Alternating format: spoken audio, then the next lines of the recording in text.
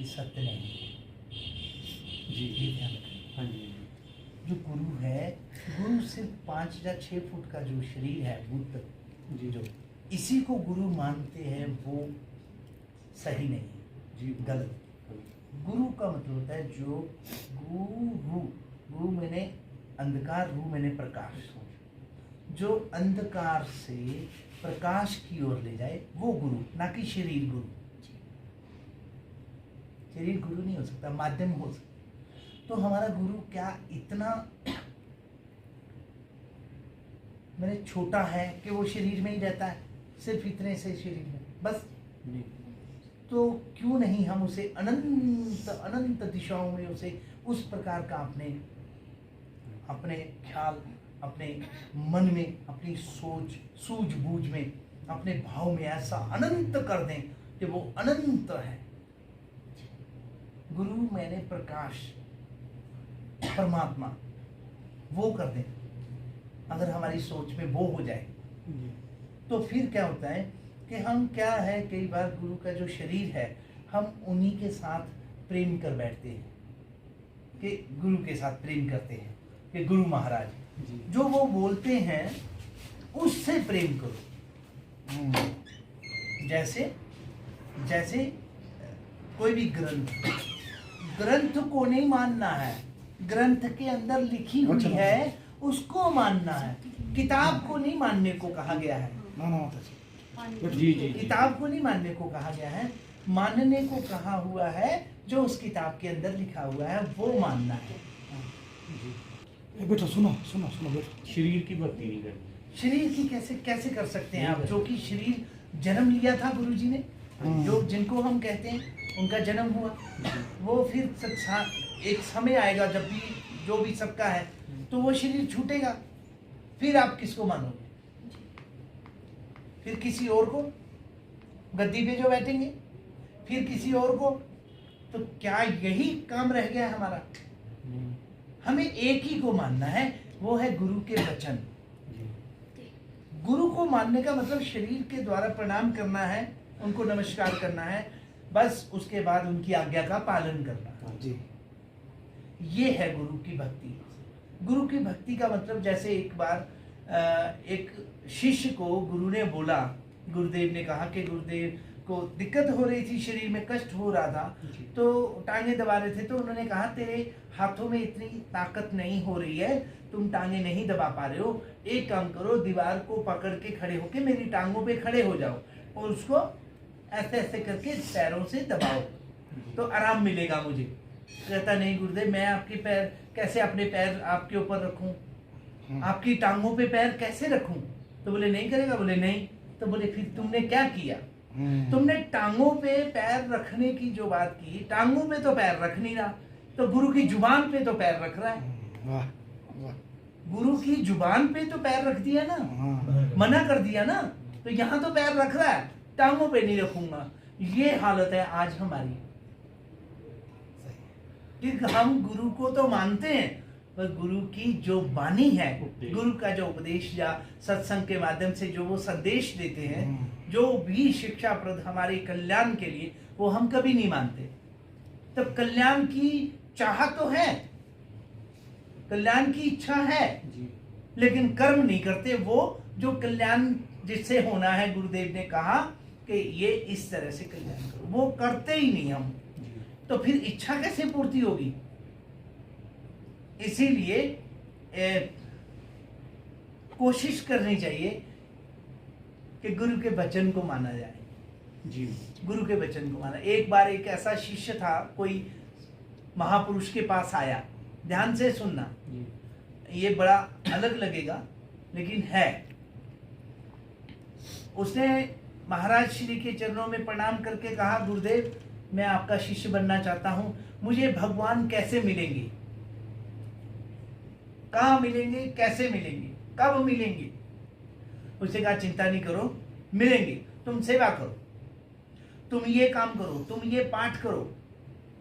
और लगा पाठ कर रहा है, लेकिन देखता है रोज सभी गुरु के शिष्य लोग बहुत सारे गुरु महाराज की जय, गुरु महाराज की जय बोलते हैं। हाँ जी होता है और भीड़ है, जी। लेकिन बहुत संगत गुरु महाराज के साथ जुड़ी हुई है। जी। और फिर रोज पूछता है, हर हफ्ते 10 दिन में पूछता है कि गुरु महाराज मुझे भगवान कब मिलेंगे, कैसे मिलेंगे। तो ऐसे करते करते करते उसे 5 साल हो गए, 7 साल हो गए। लेकिन वो गुरु महाराज भी परेशान हो गए उससे कि भाई तू पीछे ही पड़ गया, तुझे कहा ये कर ये कर। बोले गुरु जी कर तो रहा हूँ, लेकिन कब मिलेंगे। बोले तू ऐसा कर, तू किसी और के पास जा, यहाँ नहीं मिलते, जी। तू ऐसे पीछे पड़ गया है। गया, किसी और के पास गया, वहां प्रणाम किया, नमस्कार किया कि मैं आपको गुरु बनाता हूँ, मुझे भगवान के दर्शन करा दो, मेरा बड़ा मन है, मुझे बताओ। वहां पहुंचे, हाँ बच्चा कोई बात नहीं, ये सेवा करो, ये वाला काम करो, ऐसे पाठ करो, ऐसे जाप करो, अच्छा काम करना चाहिए। जी। वो करता रहा, जी। करता रहा। ऐसे चलते चलते चलते फिर पूछता रहा गुरुदेव को, नहीं बात बनी। फिर गुरुजी ने कहा भाई तू तो पीछे ही पड़ गया है, तो एक काम कर भाई, तू किसी और के पास जा। तो वहां भी वही हाल था। गुरु महाराज की जय। बहुत लोग, जैसे आपने कहा कि गुरु महाराज को मानना चाहिए या नहीं, जब इस तरह से जो उनसे प्रेम करना चाहिए कि नहीं, तो ऐसे बहुत संगत उनको देखने को मिली। फिर एक और संत के पास गया, वहां गया तो वहां पर बहुत बड़ा आलीशान सिस्टम, सब वहां पे अपॉइंटमेंट लेनी पड़ रही है, अपॉइंटमेंट लेने के बाद जाना पड़ रहा है, बैठना पड़ रहा है, फिर इंतजार करना है, फिर गुरु महाराज की जय, सतगुरुदेव भगवान की जय, ऐसे कर रहे हैं लोग, लगे हैं। लेकिन वो गया, उसने कहा शायद यहाँ पर तो मुझे भगवान अवश्य मिलेंगे। फिर प्रणाम करके गुरु महाराज मुझे भगवान चाहिए, मुझे भगवान कब दिखेंगे, कब मिलेंगे, कैसे मिलेंगे। बेटा ये करो, ये करो, ऐसा करो, जरूर मिलेंगे। करते करते करते उसको वो भी थक गया और शरीर शांत हो गया, उसका शरीर शांत हो गया। और शांत होने के बाद अब वो अच्छे अच्छे कार्य किया था, स्वर्ग में पहुंचा। अब वो स्वर्ग में पहुंचा, आप समझने की बात है। यहाँ बहुत अच्छी कथा है कि स्वर्ग में वो क्या है, चारों तरफ से देख रहा है, खड़ा हुआ, बड़ा खूबसूरत स्वर्ग का नज़ारा देखा। अब थोड़ी देर के बाद रथ निकले, तो रथ आ रहे हैं और रथों पे जैसे भीड़ आई तो एक कुछ वहां पर लोग थे, तो उससे पूछ रहे हैं भैया मेरे को भगवान कैसे मिलेंगे, मेरे को कब मिलेंगे और मेरे को कहाँ मिलेंगे। स्वर्ग में भी उसका यही रोना बेचारे का, लेकिन भाव था उसका, जी। भक्ति थी, श्रद्धा, विश्वास था, प्रेम था, लेकिन वो समझ ही नहीं पा रहे थे लोग। अब वहां स्वर्ग में भी यही बोल रहा है कि मेरे को भगवान कैसे मिलेंगे। लोगों ने कहा रुको रुको, अभी रथ आ रहे हैं, आप दर्शन कर लेना।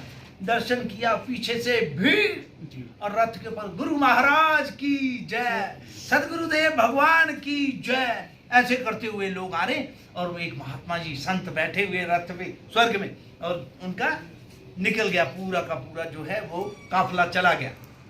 तो उन्होंने कहा कौन थे, बोले ये वे फलाने महात्मा जी। तो बोले ये फलाने महात्मा जी हैं, तो नीचे भी ये लोगों ने अब भीड़ अपने पीछे लगा रखी थी और यहाँ भी अपने पीछे ही लगा रखी है।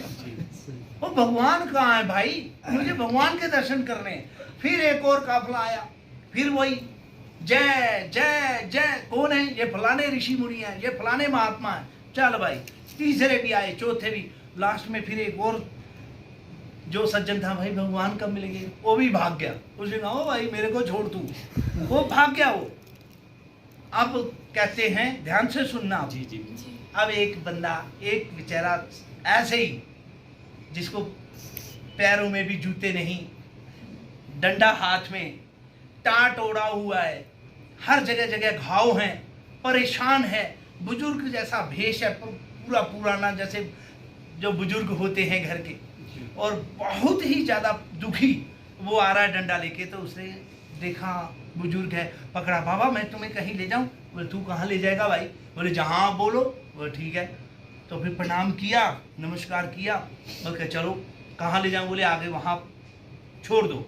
आगे तक गए, फिर उसको प्रणाम किया। उसने बाबा से भी बोला, बाबा मुझे भगवान कहाँ मिलेगा, कैसे मिलेगा, बताओ बाबा तुम कौन हो। बाबा ने कहा मैं भगवान हूँ। बाबा ने कहा मैं भगवान हूँ। उसने प्रणाम किया, नमस्कार किया, खूब रोया, गले लगाए, हाँ भगवान है, बोले हाँ। तो बोले आपका ये हालत दुर्दशा, आप ऐसे ही अकेले? बोले ये जो गए ना काफले वाले गुरु लोग, इन्होंने मेरी दुर्दशा कर रखी है। इनको भेजा था धर्म का प्रचार करने के लिए, ये अपना ही प्रचार करे जा रहे हैं। पब्लिक जो है संगत मेरे मार्ग में लगानी थी, मेरे मार्ग का अनुसरण करने के लिए वहां प्रेरित करना था। इन्होंने अपना ही पूरा डंबर रचा के सारी पब्लिक अपने पीछे लगा रखी है, और मैं देख ले ये आज भी अकेला हूं।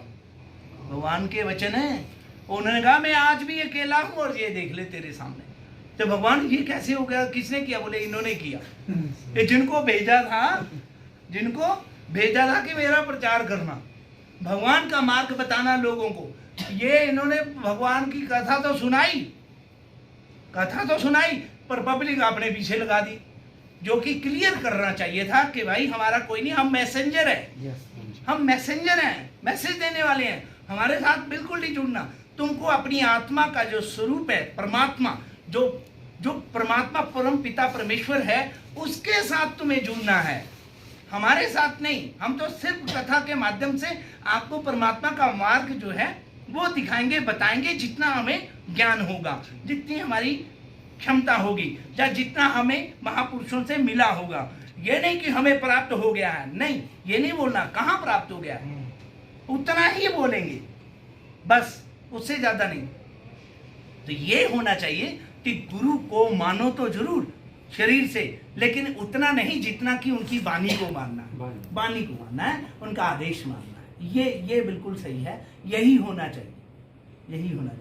अभी हमारी जो भावना जुड़ती है वो उनके विचारों से उनके विचारों के साथ जुड़ती है, उनके उपदेश के साथ जुड़ती है। उनके विचार क्या है वो नहीं कह सकते, उपदेश उनके विचार क्या है वो नहीं कह सकते, क्योंकि उनके विचार को तो कह भी नहीं सकते ना आप और हम, कि हमारे गुरु जी के मन में क्या चल रहा है पता नहीं। लेकिन वो सदग्रंथ की चर्चा कर रहे हैं, एक शास्त्र की बात बोल रहे हैं, वो उसको उपदेश कह सकते हो आप। तो उपदेश के साथ अपना अंदर कनेक्शन होता है कि अगर हमारी श्रद्धा है, विश्वास है, प्रेम है, तो जुड़ सकते हैं। हाँ, एक बात और भी होती है कि गुरु के साथ प्रेम का मतलब कि कोई व्यक्ति बहुत अच्छा लगता है, उसके साथ उसके ग्रह नक्षत्र मिलते हैं, तो कभी कभी क्या होता है कि वो अच्छा लगने की वजह से वो जब बोलता है तो उसकी वो वाणी हमें सत्य लगती है, और मन करता है कि इसको माने और अपना जीवन सुधारे, ऐसा करें, ऐसा ये चीज होती है।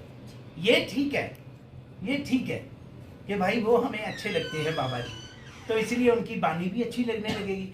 कई लोग ऐसे हैं कि जो बाबा जी आपको अच्छे लगते हैं, जिनकी वाणी अच्छी लगती है, कई लोगों को वो बुरे लगते हैं, तो उसमें आपका कोई मतलब नहीं बनता लड़ने का, न झगड़ने का। उनका अपना है, हमारा अपना है, हम क्यों समय व्यतीत खराब करें। तो हमें चाहिए कि हम सदुपयोग करें अपने समय का, और अपने गुरु के वचन को मान करके उनके जो आदेश हैं, जो उन्होंने बोले, सदग्रंथ की बातें, जो शास्त्रों की बातें, वो उसको हम माने, पालन करें, अपने जीवन में धारण करें, तब तो हमारा कल्याण निश्चित है। ये बात पक्की।